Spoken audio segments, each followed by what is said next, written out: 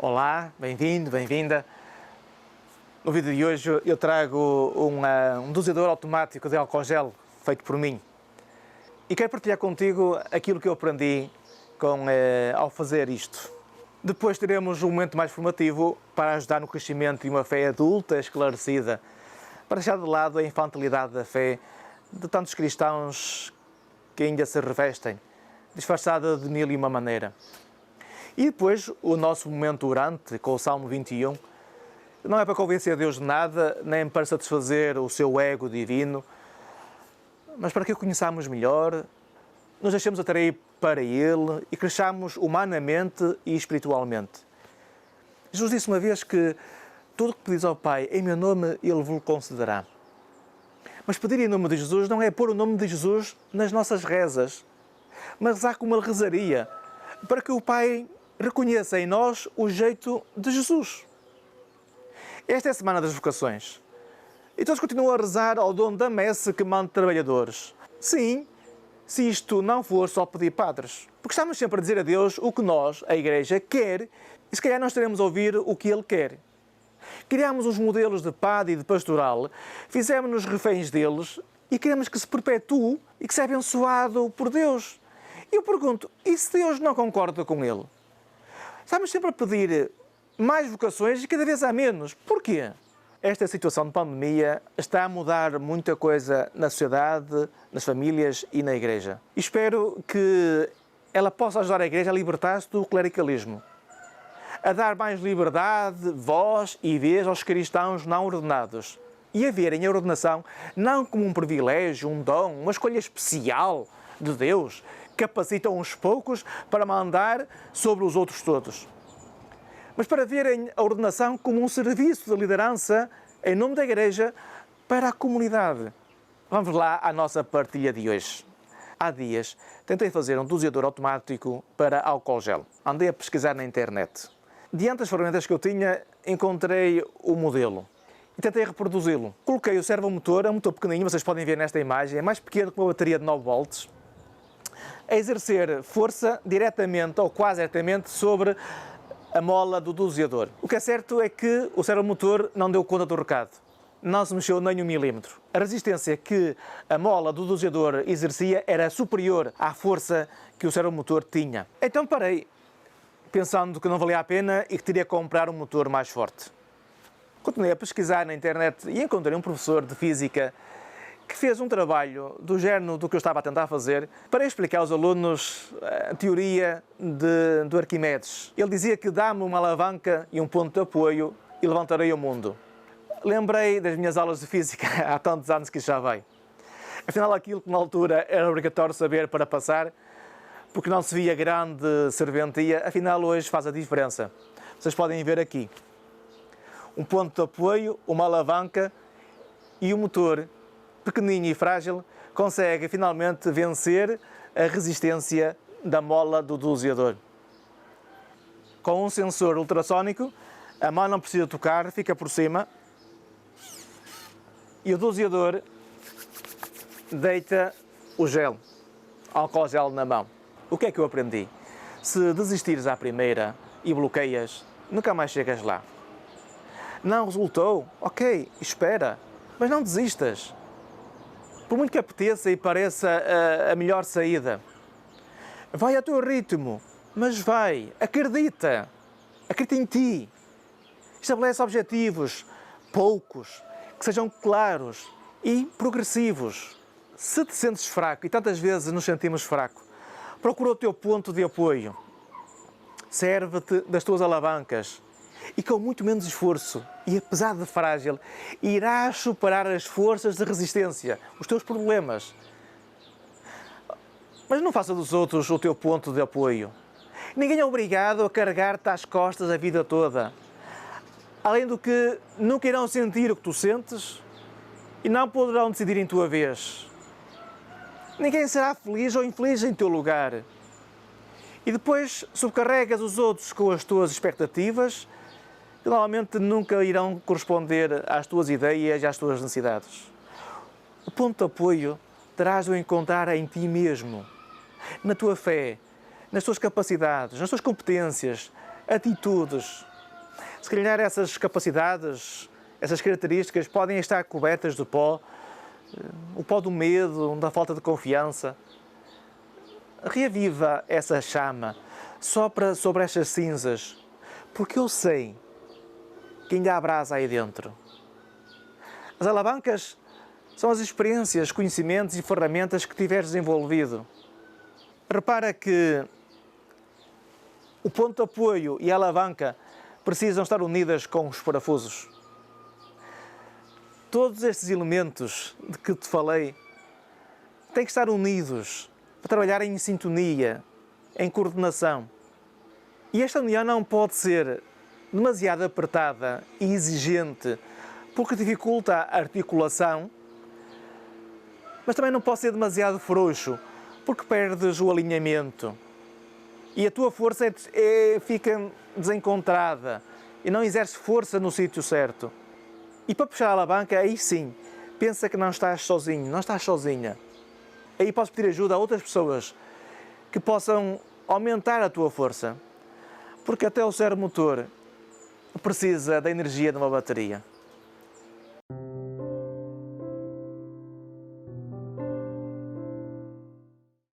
Se Deus ressuscitou Jesus, então o que fazemos conta?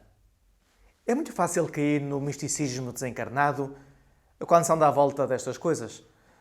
Como se a fé na ressurreição nos tirasse os pés do chão e os olhos do concreto em que o mundo se edifica. Mas, pelo contrário, a linguagem do Novo Testamento dá-nos outro sentido para a esperança pascal. Se Deus ressuscitou Jesus, então esta vida tem futuro. O que fazemos conta. Não é neutro viver desta ou daquela maneira. O que fazemos conta. As nossas escolhas têm futuro. A vida está aberta à palavra última de Deus, porque a morte é só a palavra penúltima. O grande anúncio é irmos experimentando e saboreando que Deus nos sonhou e fez com futuro. Por outras palavras, estamos dentro de um projeto.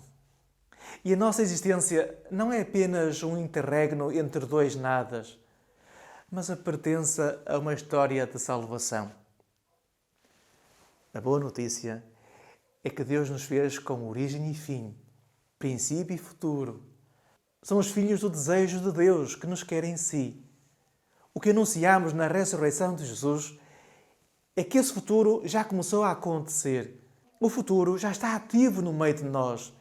Esse futuro não é um tempo, é uma pessoa, Jesus de Nazaré. O futuro de tudo foi realizado todo nele, no seu mistério pessoal. O futuro está a acontecer. A ressurreição de Jesus é o nosso futuro. A cristandade da existência é o fim da criação inteira. Por isso, se Deus ressuscitou Jesus, o que fazemos conta porque tem futuro. Não andamos a construir a vida para depois ela acabar na lixeira da história. Jesus mesmo usa esta imagem várias vezes e quase sempre mal interpretada quando fala do desafio do reino de Deus. Vivei de maneira a que a vossa vida não acabe na Giena. A Giena é um vale numa das colinas de Jerusalém que ficava nas traseiras do templo. Era onde se depositava o lixo. Essa lixeira da cidade estava sempre com o fogo aceso e que na altura era a única maneira de lidar com o lixo. E havia sempre vermes. Por isso, este fogo que não se apaga e a Giena não são ameaça nenhuma, nem de infernos, nem de nada desses nossos medos de religiosidades infantis. Mas são uma simbologia muito imediata para quem escutava Jesus nessa altura para falar de uma maneira de viver que não tem futuro nem interesse, só serve para a lixeira. Na primeira carta que Paulo escreveu aos Coríntios, há um capítulo muito original, o 15. É o texto mais antigo que nós temos em que alguém tenta explicar o mistério da ressurreição, usando muitas imagens e comparações entre semente e fruto, vida corruptível e vida incorruptível, terreno e espiritual, etc. O apóstolo vai encaminhando os seus leitores para a esperança altíssima de sermos ressuscitados com Jesus. E no fim desse capítulo, Era muito fácil bater asas e voar ainda mais para cima, deixando para trás um mundo material e materialista, e ambíguo, injusto e cheio de maldade, e mais nem sei o quê do tanto que costumamos dizer para erradicar em nós mesmos os impulsos proativos da esperança. Mas o apóstolo Paulo surpreende-nos. Depois de um capítulo inteiro nas nuvens da ressurreição, conclui o seguinte: Por isso, meus amados irmãos, permanecei firmes e incansáveis no Senhor, porque sabeis que aquilo que fazeis conta no Senhor. Podes encontrar isso na primeira carta aos Coríntios, no capítulo 15, versículo 58. Por isso, porque Deus ressuscitou Jesus e nós seremos ressuscitados nele, o que fazeis conta? Muitas vezes a nossa conclusão é outra. Se existe a ressurreição, então esta vida não interessa para nada, o que importa é a outra vida. Não é assim que fala o Novo Testamento. Se existe a ressurreição, a vida enche-se de sentido e futuro. Temos saída. Por isso é que, no versículo seguinte, o apóstolo Paulo começa a falar-lhes da coleta de dinheiro que andava a ser feita para ajudar as comunidades pobres de Jerusalém, que estavam a passar por tempos muito difíceis. Eis a conclusão lógica da fé pascal. O que fazemos conta. Vamos cuidar da vida, porque ela tem futuro. E vamos cuidar dos irmãos, porque viveremos com eles para sempre.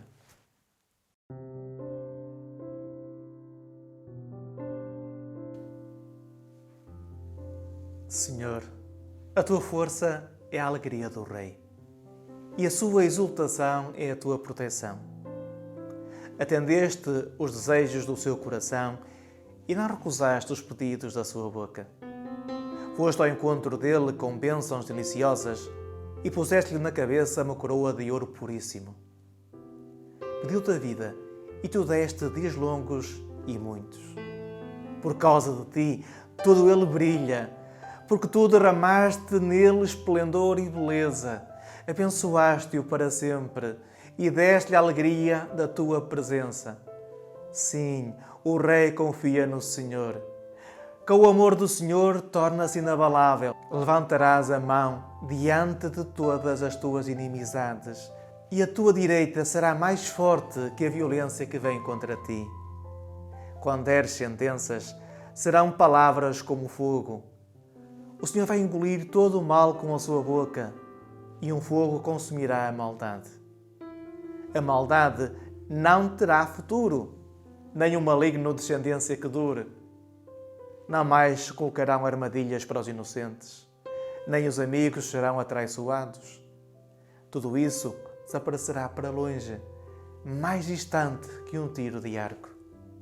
Levanta-te, Senhor, mostra-nos a tua força, que nós queremos cantá-la com um salmo. Glória ao Pai, ao Filho e ao Espírito Santo, como era no princípio, agora e sempre. Amém. Que o Deus Todo-Amoroso nos abençoe e faça a nós uma bênção para os outros em nome dele. Pai, Filho e Espírito Santo. Amém. Desejo-te tudo de bom. Temos encontro marcado no próximo vídeo. Até lá, cuida-te. Fica bem.